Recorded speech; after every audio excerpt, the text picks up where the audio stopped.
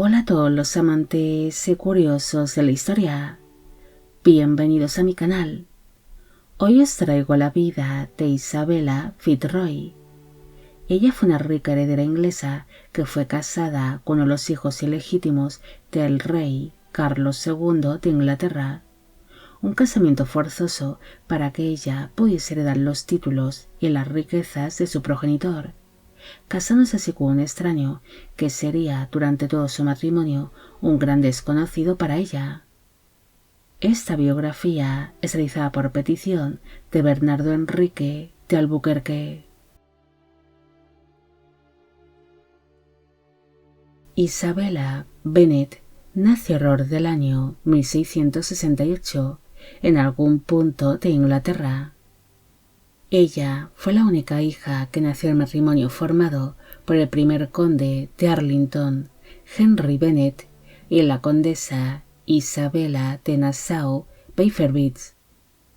La niña tenía sangre real corriendo por sus venas, debido a que por vía materna era nieta del príncipe Luis de Nassau, que era un hijo ilegítimo del príncipe de Orange, Mauricio de Nassau. Sino por ello, la pequeña Isabella, bisnieta del príncipe Guillermo de Orange, apodado el Taciturno, uno de los grandes enemigos de la corona española. Por vía paterna, la niña también descendía de una familia bien posicionada dentro de la sociedad inglesa.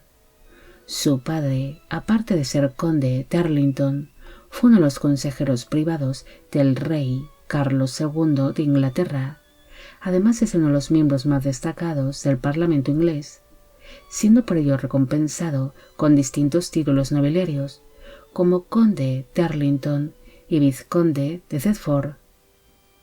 Al ser la única hija de los condes, el rey Carlos II de Inglaterra permitió que dichos títulos nobiliarios pudiesen ser heredados por mujeres, algo que no era común por aquel entonces, permitiéndole así a Isabella el poder heredar los títulos, las propiedades y la fortuna de su progenitor, convirtiéndose así en una de las herederas más ricas de su tiempo.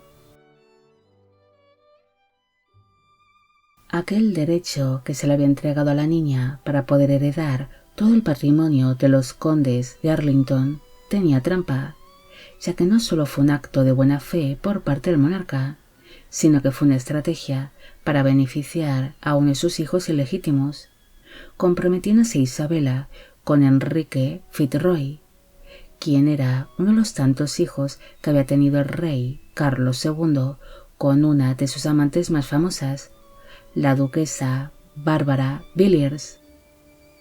El 1 de agosto de 1672 se celebró la boda por poderes entre Isabella y Enrique. Para entonces ella tenía tan solo 4 años de edad en el momento de la unión y él 9. Con motivo de tal casamiento, Enrique Fitzroy fue reconocido oficialmente como hijo del rey Carlos II de Inglaterra, además de recibir distintos títulos nobiliarios como el de conde de Euston, vizconde de Ipswich, barón de Sudbury o duque de Grafton. Un tiempo después de haberse celebrado su boda por poderes, su ambiciosa suegra, la duquesa Bárbara Villiers, pensó que su hijo Enrique podría conseguir un casamiento mejor con alguna otra rica heredera inglesa que estuviese mejor posicionada o que tuviese un mejor linaje, buscando así desesperadamente una nueva prometida para su vástago. Incluso estuvo muy cerca de romperse su matrimonio por poderes cuando Bárbara Villiers intentó casar a su hijo con la rica heredera Elizabeth Percy, única hija del conde de Northumberland, Jocelyn Percy. Pero el rey Carlos II de Inglaterra se negó en rotundo ante tal casamiento, debido a que Enrique ya estaba casado por poderes con Isabella, y el monarca ya había hecho sus propias negociaciones con el padre de la novia, el conde de Arlington, Henry Bennet, así que no estaba dispuesto a faltar a su palabra.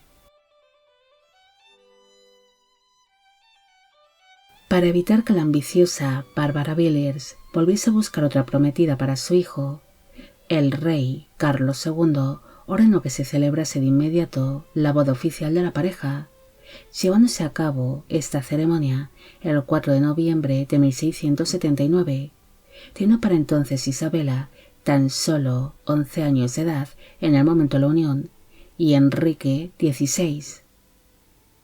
Pese a la corta edad de la novia, los recién casados se instalaron en una casa de campo llamada Euston Hall, pero ambos cónyuges apenas convivirían juntos durante todo su matrimonio, debido a que su esposo se centró en su carrera militar, además de ejercer como diplomático, pasando así largas temporadas alejado de aquella casa de campo. Pese a ser prácticamente dos extraños, el matrimonio se habría obligado a intimar durante los pocos días que pasaban juntos bajo un mismo techo, quedándose así Isabela embarazada cuando tan solo tenía 14 años de edad, alumbrando en el año 1683 al único hijo que llegó a tener el matrimonio, un niño que se llamó Charles Fitzroy, quien llegaría a ser el único heredero de sus progenitores. Isabela lleva una vida relajada y apartada en su casa de campo, aunque también visitaría a menudo la ciudad de Londres, la corte inglesa o las distintas propiedades que había heredado de su difunto padre, el cual falleció en el año 1685, convirtiéndose así Isabela en la tercera condesa de Arlington por derecho propio. En el año 1690, su marido Enrique falleció mientras se libraba el asedio de la ciudad de Cork, con motivo de la guerra guillermina de Irlanda. La duquesa viuda de Grafton no sintió apenas la pérdida de su esposo, el cual era prácticamente un extraño para ella, al que vería en contadas ocasiones y con el que apenas había convivido. Al morir su marido, el único hijo que había tenido el matrimonio, Charles Fitzroy, se convirtió en el segundo duque de Grafton, y como éste tenía tan solo 7 años de edad para entonces, Isabela se ocuparía de la administración de las propiedades y de los bienes de su vástago. La condesa de Arlington resistió como pudo los conflictos y las luchas por el poder que surgieron en Inglaterra, en Escocia y en Irlanda durante la guerra jacobitas, con motivo del destronamiento del rey Jacobo II de Inglaterra y la llegada al trono de los reyes Guillermo III y María II, llevándose una vida retirada entre sus distintas propiedades, donde permaneció ajena a la política y a los conflictos de la época. Tras pasar 8 años como viuda, Isabela se casó en segundas nupcias con Sir Thomas Hanmer, que era cuarto baronet y presidente de la Cámara de los Comunes, celebrándose esta boda el 14 de octubre de 1698. Para entonces, ella tenía 30 años de edad en el momento de la unión y él 21. Este casamiento pronto daría de qué hablar dentro de la corte y entre las altas esferas inglesas, debido a la diferencia de edad que existía entre ambos cónyuges. No hay apenas información que hable de este segundo casamiento, tan solo hay constancia de que los condes no lograron tener descendencia y permanecieron juntos hasta que Isabela falleció el 7 de febrero de 1723, a los 55 años de edad. Con su muerte, su hijo Charles se convirtió en el cuarto conde de Arlington, heredando así todos los títulos y propiedades de su fallecida madre.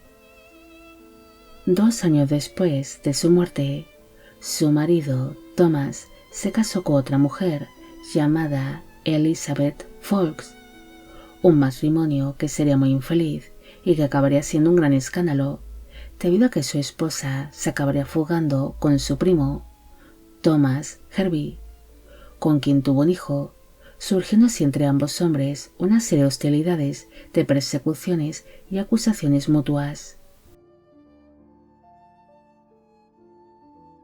No hay mucho más que decir sobre Isabela.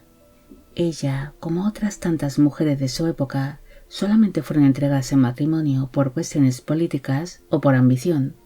En este caso, ella se había convertido en una de las herederas más ricas de Inglaterra, algo que llamaría la atención de la corona inglesa. Pero para poder heredar todos los bienes de su padre, al ser su única hija, se vería obligada a casarse con uno de los tantos hijos ilegítimos que llegó a tener el rey Carlos II de Inglaterra, un matrimonio que no era para nada deseado por ninguna de las dos partes, pero que era necesario para poder heredar todos los títulos y las propiedades de su padre, casándose con un hombre que sería durante todo su matrimonio un gran extraño para ella, debido a que apenas convivirían juntos y no hicieron vida de casados, teniendo así un único hijo con un desconocido al que tenía que tratar como a un marido.